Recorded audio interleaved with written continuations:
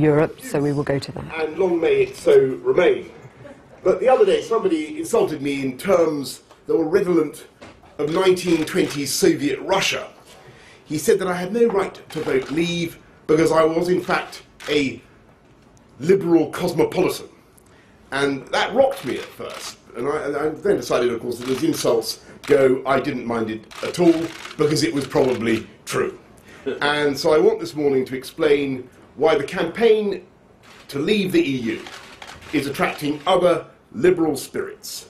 And people I admire, such as David Owen and Gisela Stewart, Nigel Lawson, John Longworth, people who love Europe, but who feel at home on the continent, but whose attitudes towards the project of European Union have been hardening over time. For many of us who are now deeply sceptical, the evolution has been roughly the same. We began decades ago to query the anti-democratic absurdities of the EU. Then we began to campaign for reform, and we were excited in 2013 by the Prime Minister's Bloomberg speech, and then quietly despaired as no reform was forthcoming. And then, thanks to the referendum given to this country by David Cameron, we find that a door has magically opened in our lives. We can see the sunlit meadows beyond. I believe we would be mad not to take this once-in-a-lifetime chance to walk through that door. Because the truth is, it is not we who have changed, it is the EU that has changed out of all recognition. And to keep insisting that the EU is about economics is like saying that the Italian mafia is interested in olive oil and real estate. It is true, but profoundly uninformative about the real aims of that organisation. What was once the EEC has undergone a spectacular metamorphosis in the last 30 years. And the crucial point is that it is still becoming ever more centralising, interfering, and anti-democratic.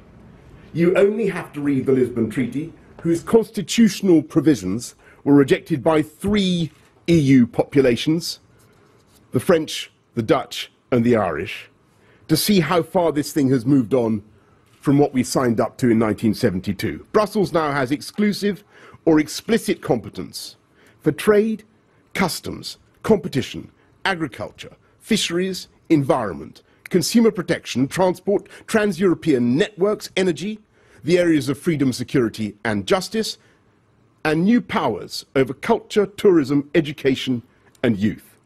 The EU already has considerable powers to set rates of indirect taxation across the whole 28-nation territory, and of course it is in total control of monetary policy for all 19 Eurozone countries. In recent years, Brussels has acquired its own foreign minister, its own series of EU embassies around the world, and is continuing to develop its own defence policy. We have got to stop trying to kid the British people. And we've got to stop saying one thing in Brussels and another to the domestic audience. And to end the systematic subterfuge to conceal from the public the scale of the constitutional changes involved. We need to look at the legal reality, which is that this is an accelerating effort to build a country called Europe. Look at that list of Lisbon competences, with 45 new fields of policy where Britain can be now outvoted by a qualified majority. And you can see why the House of Commons Library has repeatedly confirmed that when you add primary and secondary legislation together, the EU is now generating 60% of the laws passing through Parliament. The independence of this country is being seriously compromised. And it's this fundamental democratic problem, this erosion of democracy, that brings me into this fight. People are alarmed and surprised to discover that our gross contributions to the EU budget are now running at about £20 billion a year, and that the net contribution is £10 billion. And it is not just that we have no control over how that money is spent. No one has any proper control, which is why EU spending is persistently associated with fraud. Of course, the Remain campaign dismisses this UK contribution as a mere bagatelle, even though you could otherwise use it to pay for a new British hospital every week. But that expense is, in a sense, the least of the costs inflicted by the EU on this country. It is deeply corrosive of popular trust in democracy that every year UK politicians tell the public that they can cut immigration to the tens of thousands and then find that they miss their targets by hundreds of thousands, so that we add a population the size of Newcastle every year, with all the extra and unfunded pressure that puts on the NHS and other public services. In our desperation to meet our hopeless so-called targets, we push away brilliant students from Commonwealth countries who want to pay to come to our universities, and we find ourselves hard-pressed to recruit people who might work in the NHS as opposed to make use of its services, because we have absolutely no power to control the numbers who are coming with no job offers and no qualifications from the 28 EU countries. I'm in favour of immigration, but I'm also in favour of control and of politicians taking responsibility for what is happening. And I think it bewilders people to be told that this most basic power of the state to decide who has the right to live and work in your country has been taken away and now resides in Brussels. And as I say, that is only one aspect of a steady attrition of the rights of the people to decide their priorities and to remove at elections those who take the decisions. I think it's sad that our powers of economic self-government have become so straitened that the Chancellor of the Exchequer has to go around personally asking other finance ministers to allow him to cut VAT on tampons. And as far as I can see, we have still not secured consent. It is worrying that the European Court of Justice, that's Luxembourg, not Strasbourg, should now be freely adjudicating on human rights questions, and whether or not this country has the right to deport people the Home Office believes are a threat to our security.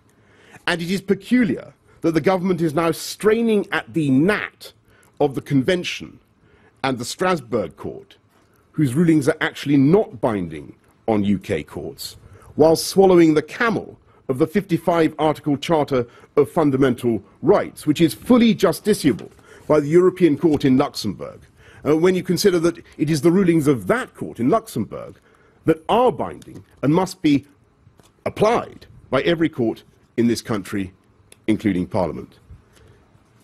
It is absurd that Britain, historically a great free trading nation, has been unable for 42 years to do a free trade deal with Australia, New Zealand, China, India, and America. It is, above all, bizarre for the Remain campaign to say that after the UK agreement of February, we are now living in a reformed, quote-unquote, EU, when there has been not a single change to EU competencies, not a single change to the treaty, nothing on agriculture, nothing on the role of the court, nothing of any substance on borders, nothing remotely resembling the agenda for change that was promised in the 2013 Bloomberg speech. And in that excellent speech, the Prime Minister savaged the EU's lack of competitiveness, its remoteness from the voters, its relentless movement in the wrong direction. And he said, the biggest danger, I'm quoting from the Bloomberg speech, the biggest danger to the European Union comes not from those who advocate change, but from those who denounce new thinking as heresy. In its long history, Europe has experience of heretics who turned out to have a point. More of the same will not see the European Union keeping pace with the new powerhouse economies. More of the same will not bring the European Union ever any closer to its citizens. More of the same will just produce more of the same. Less competitiveness, less growth, and fewer jobs. And that will make our countries weaker, not stronger, and that is why we need fundamental, far-reaching change. I'm still quoting the Bloomberg speech, by the way, and he was right then. He was absolutely right then. We were told then that there had to be fundamental reform and full-on treaty change that would happen before the referendum, or else the government was willing to campaign to leave if they didn't get the changes that they wanted. And that, frankly, is what the Prime Minister and the government should be doing now. If you look at what we were promised and what we got, the government should logically be campaigning on the Leave side today. We were told many times by the Prime Minister, the Home Secretary, the Chancellor, that we were going to get real changes to the law on free movement, so that you needed to have a job lined up before you could come here. We have got no such change. We were told that we would get a working opt-out from the Charter of Fundamental Human Rights, which, by the way, gives the European Court the power to determine the application of the 1951 Convention on Refugees and Asylum, as well as extradition, child protection, and victims' rights. We got nothing. We were told that we would be able to stop the Eurozone countries from using EU institutions to create a fiscal and political union. We got nothing. Instead, we gave up our veto.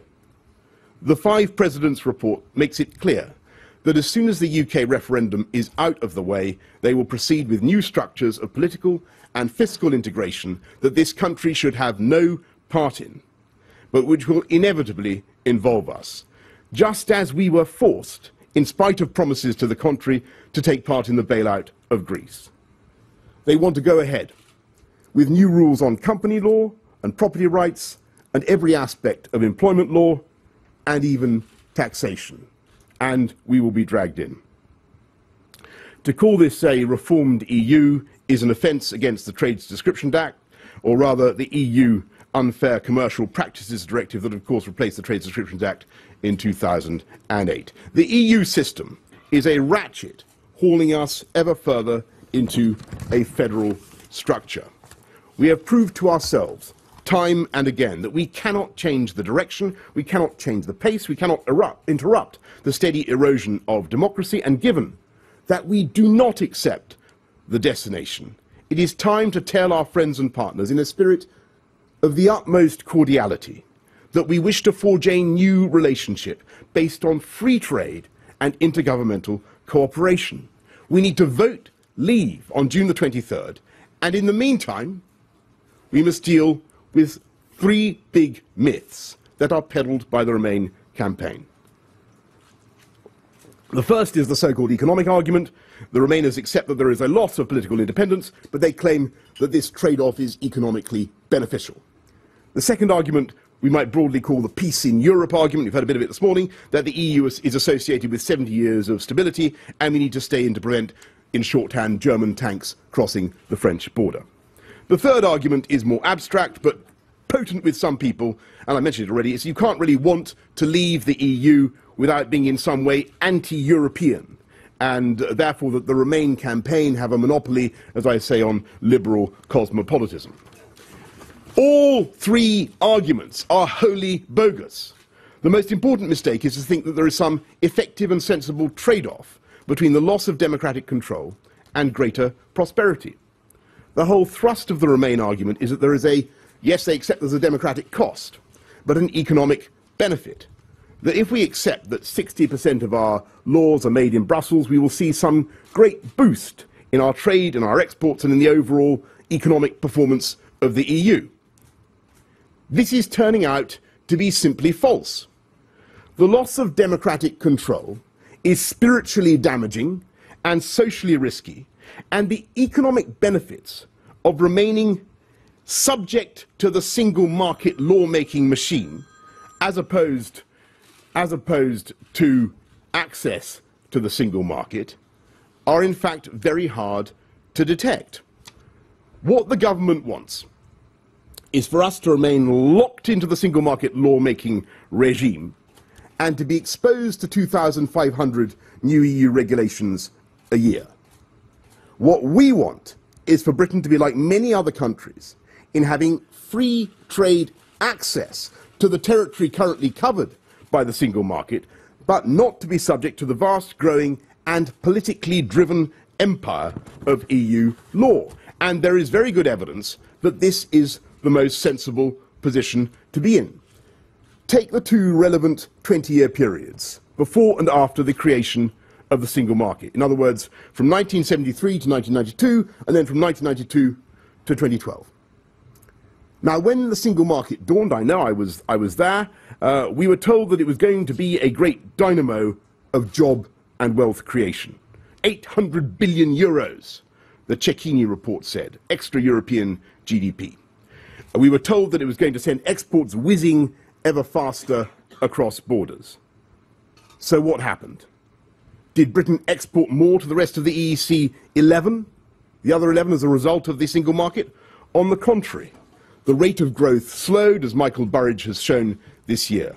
British exports of goods were actually 22% lower at the end of the second 20-year period than if they had continued to grow at the rate of the 20 years before 1992 and the dawn of the single market. Now, before you say this might just be a result of Britain's sluggish performance in the export of manufactured goods, the same failure was seen in the case of the 12 EEC countries themselves.